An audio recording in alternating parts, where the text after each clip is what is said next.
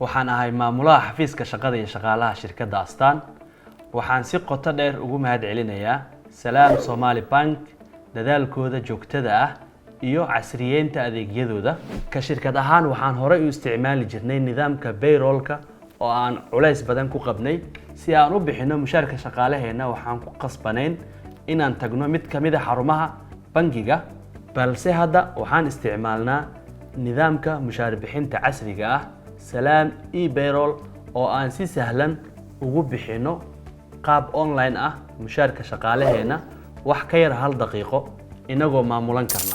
sidoo kale howlwadeenadeena Astaan waxa ay fursad u haystaan inay ka faa'iideystaan adeega muraabaxa oo mushaarkoodu uu damin ka yahay. mar kale waxaan bogaadinaynaa wada shaqaynta togan ee aad nala leedihiin.